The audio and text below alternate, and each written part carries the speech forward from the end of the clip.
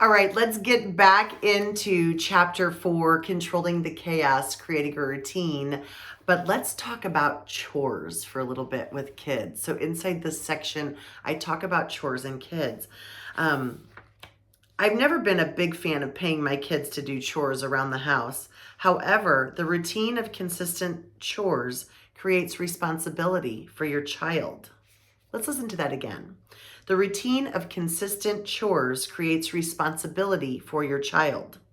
I always had the belief that we all live together as a family. We are responsible for taking care of our home.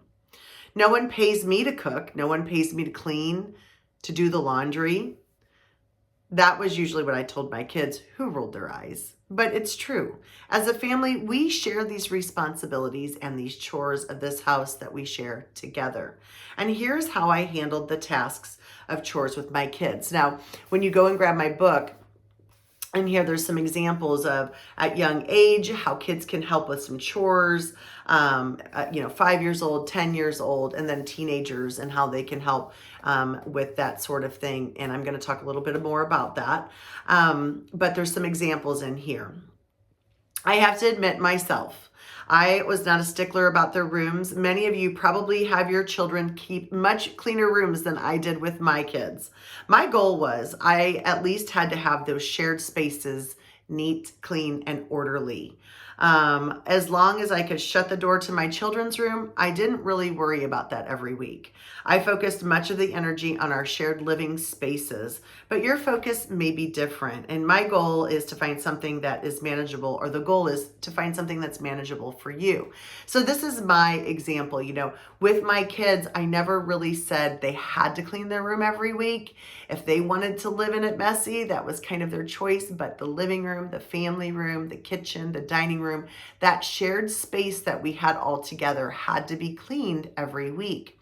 Now, when you give your kids consistent jobs or routines that they're going to have to do every single week, you're going to have less of that chaos moment. That moment when you come home and you explode because you've had a very long day or a long week at work, or something has happened with a family member, whatever has put you on edge, and you come in and the house is a disaster and you just lose it, and that happens to all of us parents. We all get to a breaking point.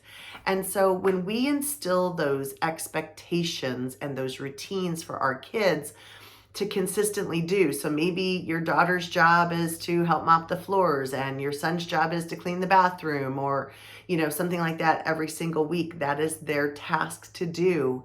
That's the expectation. Maybe you dedicate a day, an evening, whatever works in your family schedule. Now, like I said, for me personally, I didn't have the bedrooms and that really too worried about. I was just worried about those shared spaces. We had other things to go and do. We were really busy.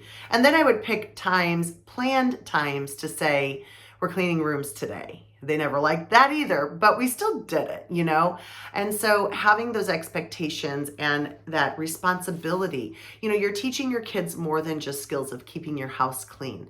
They're going to have a job outside of your home, and they're going to have expectations of keeping things neat and orderly and being organized. And so you're teaching them how to be a productive citizen. And then one day they're going to be parents as well, and they're going to run a household. And so you want them to be able to be very effective in how they're running their household. So I think that's really, really important to do.